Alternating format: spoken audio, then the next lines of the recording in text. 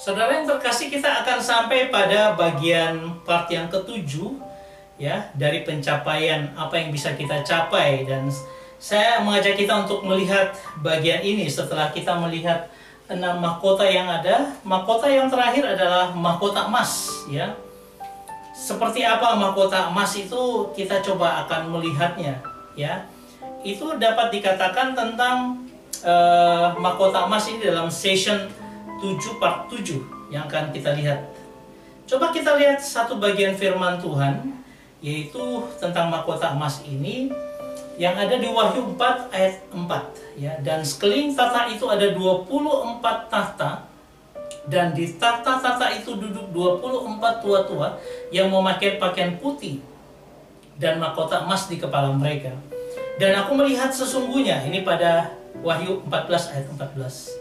Dan aku melihat sesungguhnya ada suatu awan putih, dan di atas awan itu duduk seorang seperti anak manusia dengan sebuah mahkota emas di atas kepalanya dan sebilah sabit tajam di tangannya. Pada 2 ayat inilah kita bisa melihat mahkota emas itu dinyatakan ya, dan ini akan kita renungkan bersama. Apa itu mahkota emas? Dalam Perjanjian Lama, kalau kita melihat dan apa itu mahkota emas dalam sejarah Alkitab, mahkota emas, mahkota imam besar ada hiasan emas dengan tulisan kudus bagi Tuhan. Jadi mahkotanya dibuat dari emas, ada hiasan ya dengan tulisan kudus bagi Tuhan. Itu untuk imam besar. Kemudian setelah pembuangan, imam besar Yosua menggunakan juga mahkota emas tersebut. Dan kita bisa melihat mahkota Raja Daud juga dibuat dari emas. Nah, itu kalau dalam Perjanjian Lama. Dalam Perjanjian Baru kita tidak melihat sampai kita mendapati pada 2 ayat dalam Wahyu. Karena mahkota atau stepanon yang kita sudah lihat itu biasanya merupakan rangkaian bunga ya. Jadi disebut dengan rangkaian bunga, bukan dalam berupa mahkota yang ada emasnya. Nah, itu bisa kita lihat dalam Wahyu tadi ya, tentang 24 tua-tua yang di sekeliling tahta Allah yang menggunakan atau memakai mahkota emas, atau menunjukkan anak manusia yang menggunakan atau memakai mahkota emas. Saya mencoba mencari referensi dari beberapa teolog ya. Misalnya ada Charles John Ellicott tahun 1819 sampai 1905. Dia menyatakan beberapa hal yang mana akhirnya saya menyimpulkan banyak juga daripada ahli teolog juga menyatakan yang sama kurang lebih. Ini adalah Charles John Ellicott. Mereka yang sekarang duduk di atas tahta disebut dalam Wahyu 5 ayat 10 raja dan imam. Ya, jadi spesifikasinya khusus, raja dan imam. Atau ini dikatakan mereka adalah wakil-wakil gereja dan umat Kristus, orang-orang yang disebut Kristus sebagai sahabatnya, dan yang diakui mengetahui apa yang dilakukan Tuhan mereka.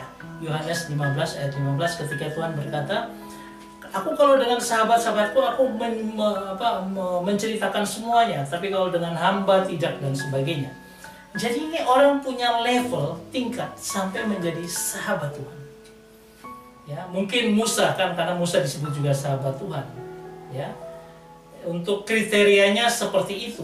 Ya, kemudian dia juga menafsirkannya dengan mereka adalah 12 suku yang digandakan. Jadi 12 jadi 24. Ya, yang menunjukkan apa? Persatuan orang bukan Yahudi dan gereja Yahudi. Gereja Yahudi maksudnya adalah gereja mesianik ya, yang percaya pada Kristus ya, karena mereka adalah umat pilihan Allah. Kemudian mereka adalah 12 leluhur yang bergabung dengan 12 rasul ya. Nah, kemudian yang terakhir adalah ke-24 tua-tua itu mewakili seluruh gereja Tuhan di masa lalu dan di masa depan, di dunia Yahudi dan dunia non-Yahudi. Ya, kurang lebih seperti itu. Ya, kalau saya membaca seperti itu, ada banyak sekali teolog-teolog yang saya bisa sebutkan mereka seperti ini. Joseph Benson, Matthew Henry juga demikian, Albert Barnes, kemudian Jamieson, Fawcett maupun Brown dalam The Bible Commentary tahun 1871. atau John Gill.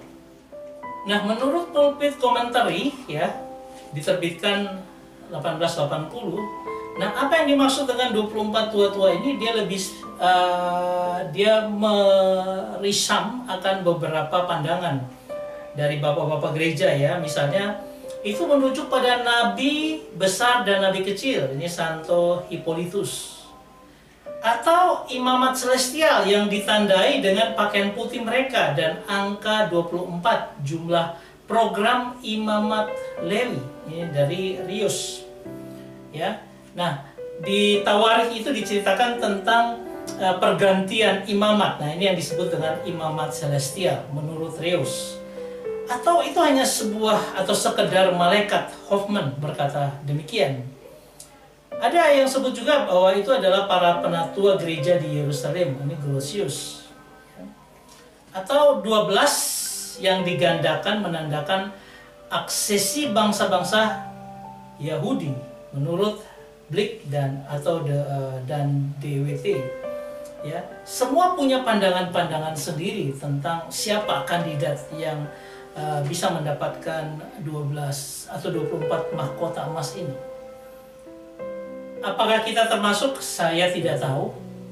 Apakah itu juga termasuk dari perumpamaan Tuhan Yesus ketika, bukan perumpamaan ya, ketika Ibu Yohanes meminta supaya Yohanes dan Yakobus, ketika Tuhan datang duduk di sebelah kanan dan kiri, di mana Tuhan menunjukkan bahwa yang kanan itu disebut yang terutama, sedangkan yang kiri itu disebut megas. Apakah ini yang terutama, yang utama, tangan kanan yang utama?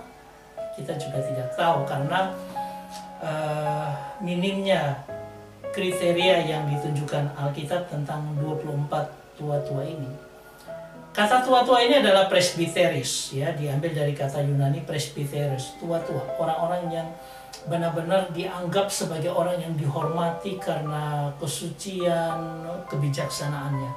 Ya, seperti itu.